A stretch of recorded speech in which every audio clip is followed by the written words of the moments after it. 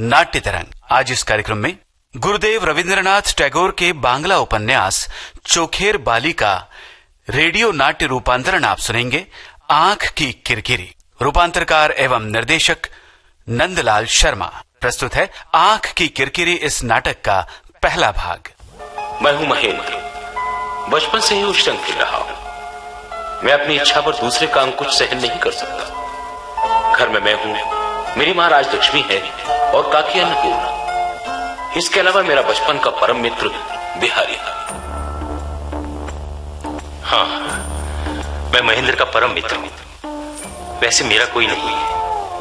महेंद्र की मां को ही अपनी मां समझता हूं और अन्नपूर्णा काकी को काकी। काकी साक्षात देवी है। मैं उनकी भक्ति करता हूं। शादी के लिए काकी की भांजी आशा को मैं देखने गया। लड़की सुंदर और सुशील थी। लड़की देखने महेंद्र भी मेरे साथ गया था। बात पक्की हो गई। लेकिन भाग्य की विडंबना देखिए कि हमारी शादी महेंद्र के साथ हो गई। वैसे हमारे पति की शादी हमारी सास की सहेली की लड़की विनोदनी से होने वाली थी, लेकिन मेरा ऐसा भाग्य कहाँ था। शादी से ही 4 दिन पहले उन्होंने इनकार कर दिया। फिर बिहारी से शादी की बात चली, लेकिन और फिर मजबूरी में मेरी शादी एक रोगी व्यक्ति से हो गई। और कुछ दिनों बाद वो चल बसे। एक बार महेंद्र की माँ अपनी मायके आई, वहीं उन्हें मैं मिल गई। उनके साथ बिहारी भी था। जब कलकत्ता लौटने लगी तो मुझे भी अपने घर ले आई। घर का सारा काम मैं स्वयं करने लगी तो महेंद्र की पत्नी आशा अपने आप को मेरे सामने छोटा समझने लगी, मुझसे दूर दूर रहने लगी। लेकिन थोड़े ही समय में हम सहेलियां बन गई।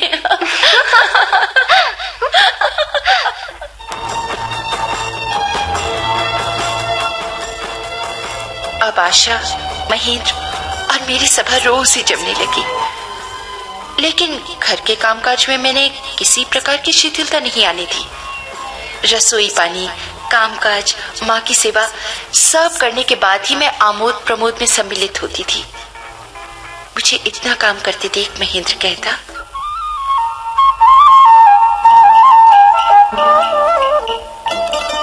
दास दासियों से काम न लेकर तुम उन्हें मिट्टी कर दोगे। अरे काम न करके स्वयं मिट्टी होने से तो अच्छा ही है। जाओ, तुम कॉलेज जाओ। लेकिन आज इस मौसम में? नहीं, ये नहीं होगा। गाड़ी तैयार है, कॉलेज जाना ही पड़ेगा। सच विनोद, तुमने आकर इस घर की काया ही पलट कर दी। घर का नक्शा ही बदल गया। कपड़े यथास्थान पर तैयार। हर जगह तुम्हारी सेवा का अनुभव करता हूं। आशा को तो किसी काम का शऊर ही नहीं। अरे हाँ, बिहारी बाबू बहुत दिनों से नहीं आए। हाँ, मैं तो भूल ही गया था। बिहारी ने मुझे लिखकर सूचित किया था कि रविवार को माँ के हाथ का भोजन करेगा, लेकिन मैंने उत्तर लिख दिया कि रविवार को मुझे विशेष कार्य से बाहर जाना है। तुमने ऐसा क्यों लिखा? अरे उसके आने पर अपना रविवार मिट्टी हो जाता। अरे महेंद्र, शंभू से मालूम हुआ कि तुम बाहर नहीं गए, घर में ही हो। हाँ, वो तबीयत ठीक नहीं, इसलिए बाहर नहीं जा सका। वो सर में बहुत दर्द है। बैठो बिहारी। तुम बहुत देर से बैठे हो। लाओ, सर में बाम लगा देती हूँ। नहीं, इसकी कोई जरूरत नहीं है। अरे लेटो भी, मैं लगा देती हूँ। लेटो भी, लेटो। अच्छा।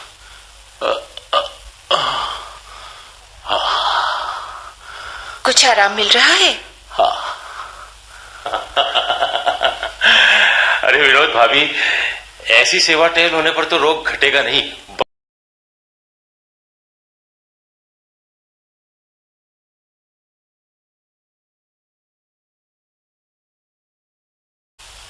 मुझे क्या मालूम था कि इस बीच मामला यहां तक बढ़ गया है। नहीं, अब इनसे दूर रहने से काम नहीं चलेगा।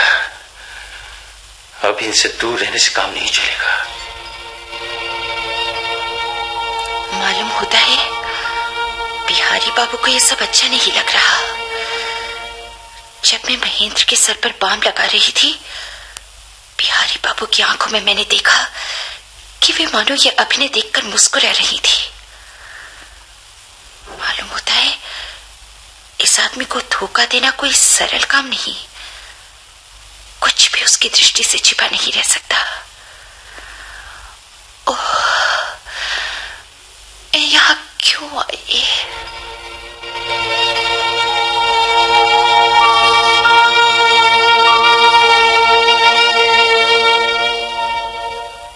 विनोद भाभी, इस लड़के को इसकी माँ ने मिट्टी किया, अब स्त्री कर रही है। तुम वैसा ना करके एक नया रास्ता दिखाओ। अर्थात मेरे जैसे आदमी को, जिसे कोई कभी पूछता नहीं, उससे मिट्टी करो। हम मिट्टी होने की उम्मीदवारी इतनी सरल नहीं है बिहारी। सिर्फ दरख्वास्त देने से ही काम नहीं हो जाता। मिट्टी होने की क्षमता भी तो होनी चाहिए बिहारी बाबू। वो तो अपना गुण न होने पर भी दूसरे का हाथ लगने से आ जाती है। बहन किरकिरी, भाई अपने इस तेवर का भार अब तुम ही ले लो। बहन, तुम्हारा ये भिक्षुक तेवर मेरी आड़ में तुम्ही से मान की भिक्षा मांगने आया है। अरे कुछ दे दे। हम जाते हैं।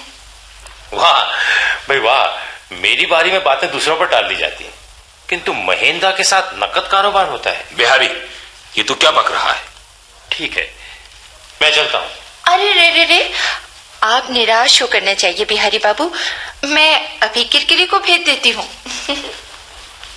महेंद्र, तुम अपना सर्वनाश करना चाहती हो तो करो, किंतु जो सरल हृदय साध्वी तुम पर पूर्ण विश्वास रखती है, उसका सर्वनाश ना करो। अब भी कहता हूं, उसका सर्वनाश ना करना। पहेली मत बुझाओ बिहारी, जो कुछ कहना है साफ साफ कहो। साफ ही कहूंगा। महेंद्र, विनोद ने तुम्हें जानबूझकर अधर्म की ओर ले जा रही है और तुम ना समझकर कुमार की ओर बढ़े जा रहे हो। बिल्कुल झूठ। यदि तुम किसी भद्र महिला को ऐसी संदेह भरी दृष्टि से देखते हो तो अंतःपुर में तुम्हारा आना ही ठीक नहीं। ठीक है, मैं चाहता हूं।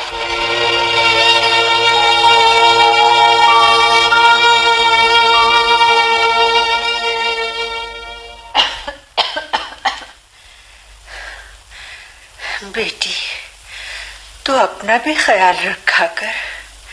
अरे जब से मैं बीमार हुई हूँ तो हर समय मेरी ही सेवा में लगी रहती है।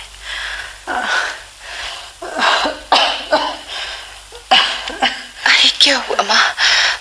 मुझे तुम्हारी सेवा करने में कितना आनंद मिलता है।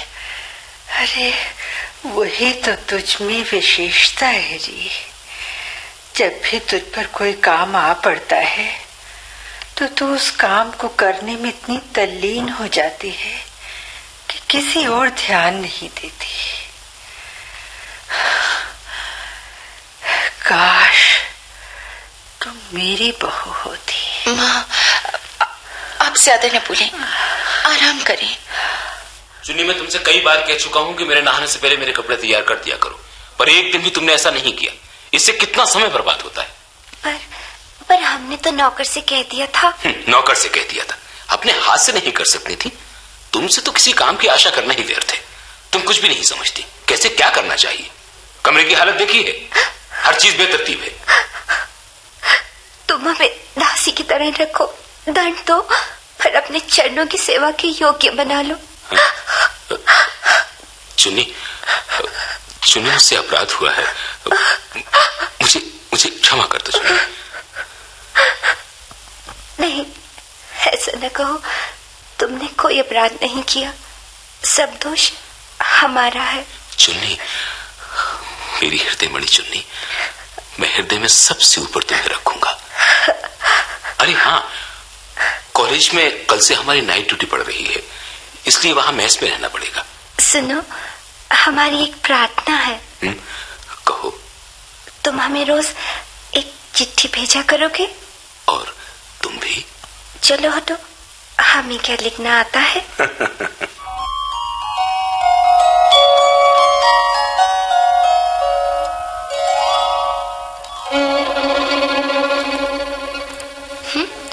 माँ को प्रणाम करके मुझसे बगैर मिले ही चले गए। मेस में जाकर रहेंगे, दिखाना चाहते हैं कि मेरी परवाह नहीं करती। उफ, महेंद्र, आशा के प्रति तुम्हारा प्रेम मेरे प्रणय वंचित चित्त को हमेशा ही मथा करता है। मुझ जैसी स्त्री रत्न की उपेक्षा करके तुमने आशा जैसी क्षीण बुद्धिहीन बालिका का वरण किया। महेंद्र, तुमने मेरे अंतर में एक आग सुलगा दी है। मैं तुम्हें दंड दूं क्या हृदय समर्पण कर दूं? ये आग हिंसा की है क्या प्रेम की? पर चाहे जिस कारण भी हो, चलने के लिए या चलाने के लिए मुझे महेंद्र की जरूरत है। हाँ, मुझे उनकी जरूरत है। वो जाएंगे कहाँ जाएंगे? वो उन्हें लौटना ही होगा। वो मेरे हैं।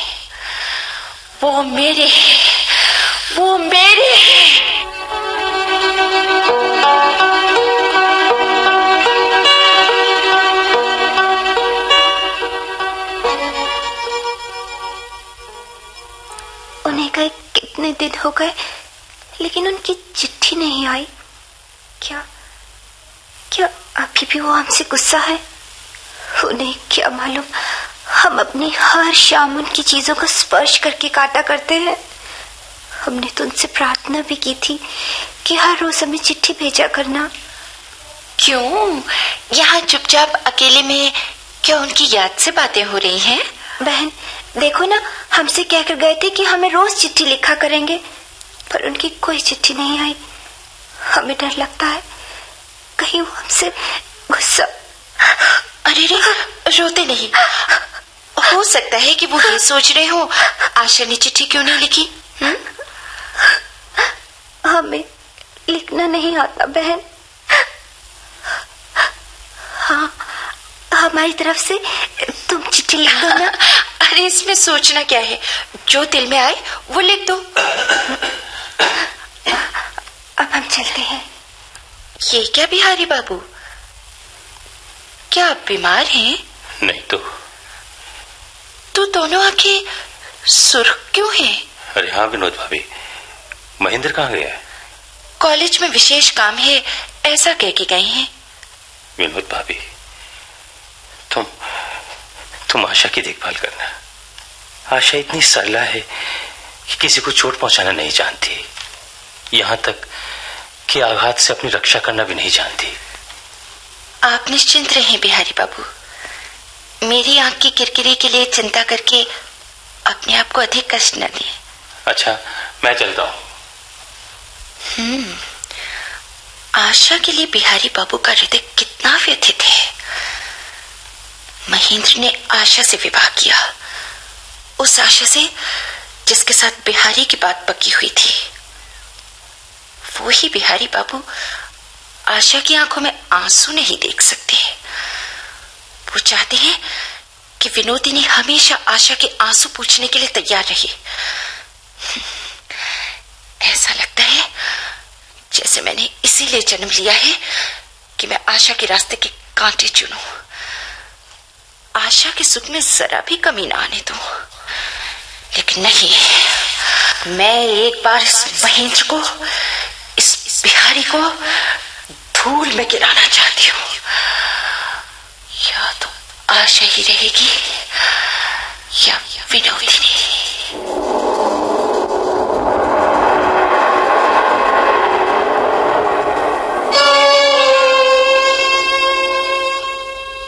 इतने दिनों के बाद आशा की चिट्ठी आई है।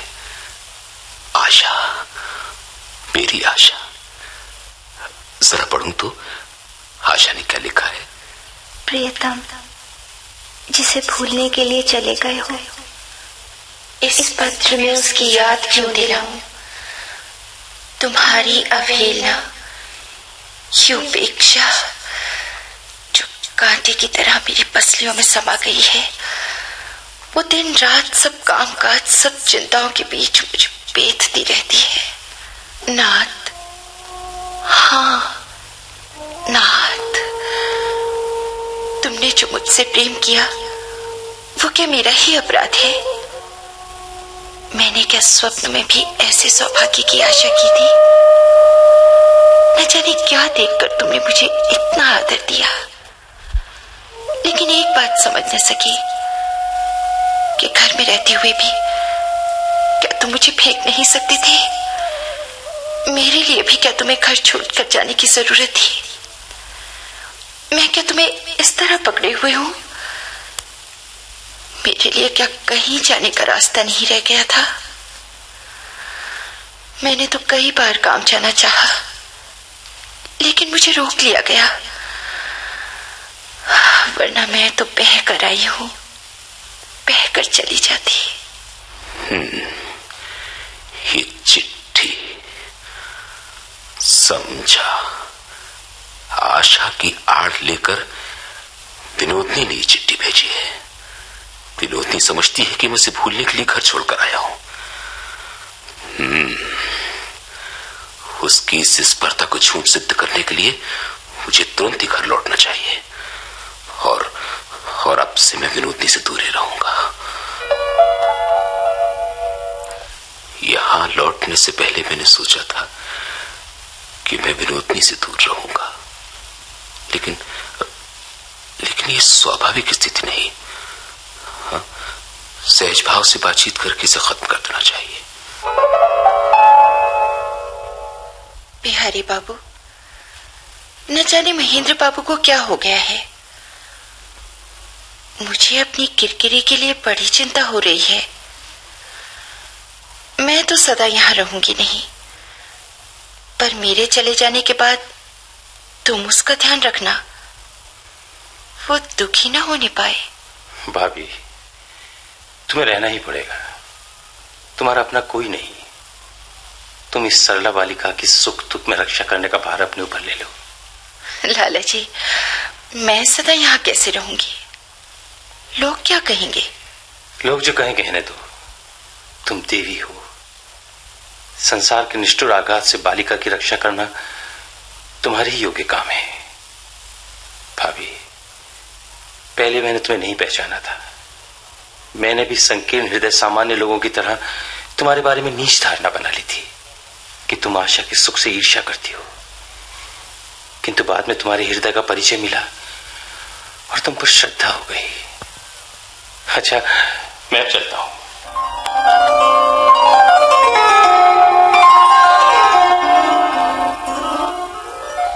सुनो, तुम तो काशी जाकर अपनी काकी से मिलाए और उनका हमारे लिए दिया उपहार सिंदूर की डिब्बी भी ले आए। सुनो, हमें भी एक बार मौसी की चरण धूली लेने जाने दो ना। चुन्नी, तुम्हें तुम्हारी पुण्यवती मौसी का आशीर्वाद है। वे तुम्हारे ही मंगल के लिए अपना सर्वस्व त्याग कर चली गई। तुम्हारा कभी कोई अकल्याण नहीं हो सकता। मौसी, तुम्हारा आशीर्वाद सदा मेरे स्वामी के साथ रहे। सुनो, क्या तुम मेरी एक प्रार्थना पूरी करोगे? मुझे एक बार, सिर्फ एक बार उनसे मिलने जाने दो। वो मेरी ताई जी है ना, वो मेरी ताई जी है ना, वो काशी जाने वाली है। उन्हीं के साथ मुझे भेज दो। मैं अभी माँ से कहता हूँ। माँ, क्या है बेटे? माँ, बहू काशी जाना चाहती है। मुझे कॉलेज में काम है, मैं नहीं जा सकूंगा। उसकी ताई जा रही है, उसी के साथ चली जाएगी। हाँ जी, बड़ी अच्छी बात है। वो लोग बड़े आदमी ठहरे, उनके साथ जाने से हमारा गौरव बढ़ेगा ना। महेंद्र, तुम साथ क्यों नहीं चले जाते? मैं नहीं जा सकूंगा। तो फिर साथ विनोद भाभी चली जाए तो कैसा रहेगा? बिहारी, अपने मन की बात साफ साफ कहो। छल करने की कोई जरूरत नहीं है। तुम मुझ पर अंदर ही अंदर संदेह करते हो कि मैं विनोदनी से प्यार करता हूं। प्रेम मैं नहीं करता, बल्कि मैं तुम्हारे सामने कहता हूं कि तुम आशा से प्रेम करते। महेंद्र, ईश्वर तुम्हें क्षमा करे। महेंद्र, मैं जा रहा हूं। लाला जी, किरकिरी के साथ मैं भी काशी जाऊंगी। ना भाभी, ये ना होगा। मैं यहाँ का कोई नहीं हूं। मैं किसी बात में हस्तक्षेप करना नहीं चाहता। इससे भला नहीं होगा। तुम देवी हो, तुम्हें जो अच्छा लगे करो। मैं चल दिया। लाला जी, मैं देवी नहीं हूँ, मैं देवी नहीं हूँ। तुम्हारे जाने से किसी का भला नहीं होगा। पीछे मुझे दोष मत देना।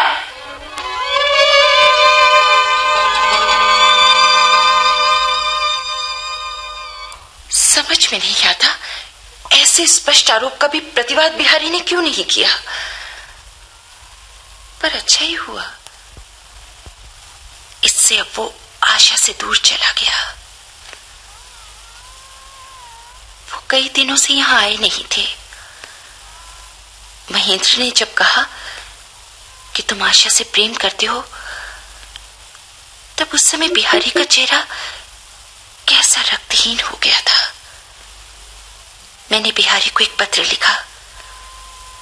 लाला जी, उस दिन तुम्हारा शुष्क मुख देखने के बाद मैं निरंतर प्राण मन से कामना कर रही हूं कि तुम स्वस्थ हो जाओ। जैसे थे वैसे ही।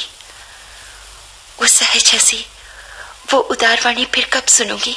एक पंक्ति लिखकर मुझे जता देना तुम कैसे हो। तुम्हारी विनोद भाभी। विनोद की चिट्ठी लेकर दरबान बिहारी के यहाँ गया तो मालूम हुआ कि बिहारी रात की गाड़ी से पश्चिम की ओर चला गया है। जब दरबान चिट्ठी लेकर वापस लौट रहा था तो उसे मैं मिल गया। मैंने वो चिट्ठी उससे ले ली और पढ़ने लगा। समझ में नहीं आता कि विनोदनी के मन की गति किस ओर है तो क्या मैं विनोदनी से प्रेम नहीं करता कहकर मैंने जो उसका तिरस्कार किया है, उसी के कारण अभिमानवश मेरी आशा छोड़ दूसरी ओर जा रही है। वो मेरे अधिकार से अलग चली जाएगी। नहीं, मुझे उसे अपनी ओर खींचना ही होगा। हाँ, उसे अपनी ओर खींचना होगा। मुझे उसे अपनी ओर खींचना होगा।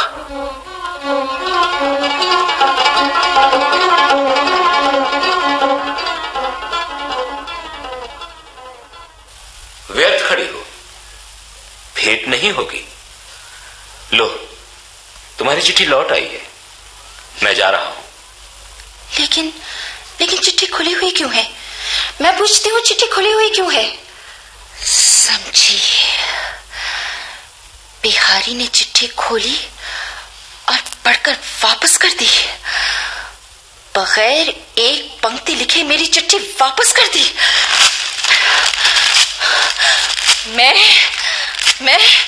मैं अपने चारों ओर आग लगाकर सब भस्म कर दूंगी।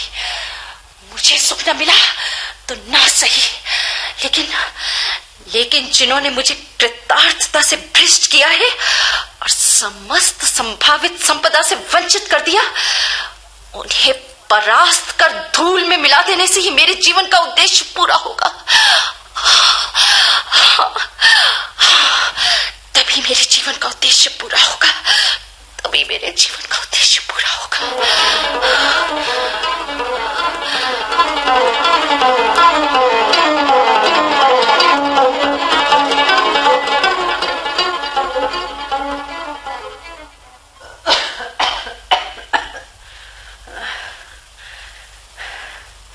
बेटी, देख रही हूं कि महेंद्र आजकल बड़ा विक्षिप्त सा रहता है। शायद बहू के चले जाने के कारण उसे अच्छा नहीं लग रहा। अब मुझसे तो सीढ़ी चढ़कर ऊपर जाया नहीं जाता।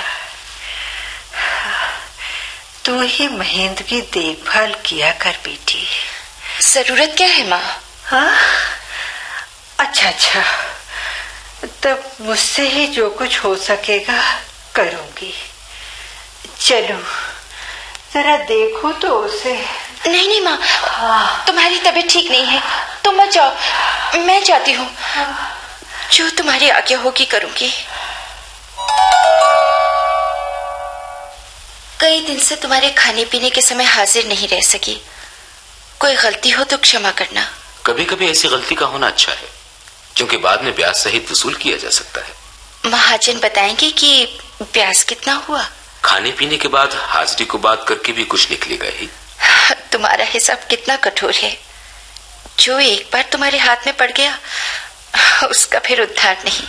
हिसाब जो है, पर अदायगी में क्या मिल पाएगा? अदायगी लायक यहाँ है ही क्या? तब भी तो बंदी कर रखा है। किरकिरी, क्या ये तुम्हारे लिए जेल खाना है? कौन जाने, बाद में तुमसे कौन जीत सकता है। अच्छा जाती हूँ, काम बहुत है। जब बंधन स्वीकार किया है तो जाती कहाँ हो? जी छोड़ो, जिसे भागने का कोई रास्ता नहीं उसे बांधने की चेष्टा क्यों?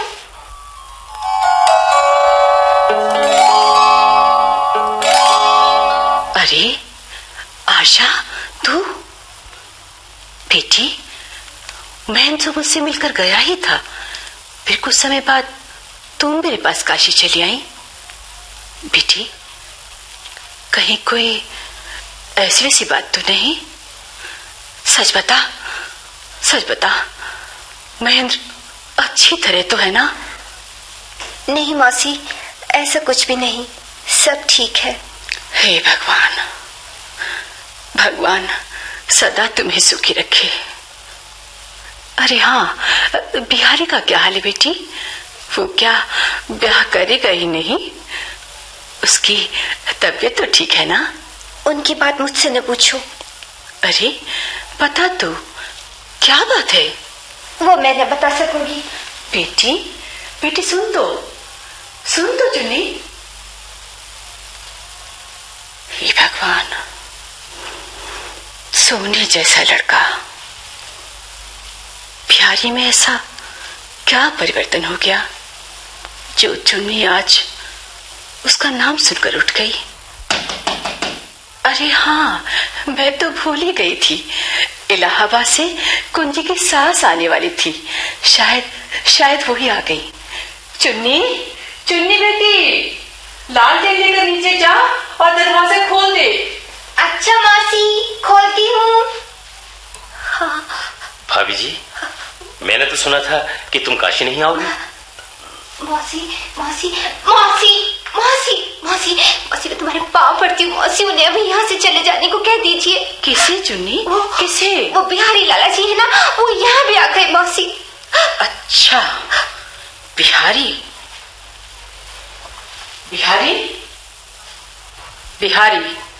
काकी, मैं तुम्हारे मंगल चरणों का आश्रय लेने आया था। क्या? बस कुछ न कहो, चलता हूं। प्रणाम।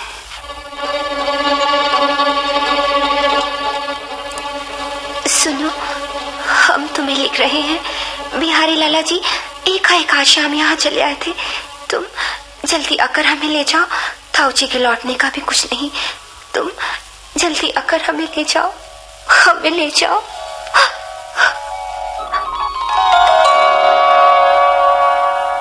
गुरुदेव रविंद्रनाथ टैगोर के बांग्ला उपन्यास चोखेर बाली का रेडियो नाट्य रूपांतरण आंख की किरकिरी का पहला भाग अभी आपने सुना। रूपांतरकार एवं निर्देशक नंदलाल शर्मा। ये हमारे आकाशवाणी जयपुर केंद्र की प्रस्तुति थी।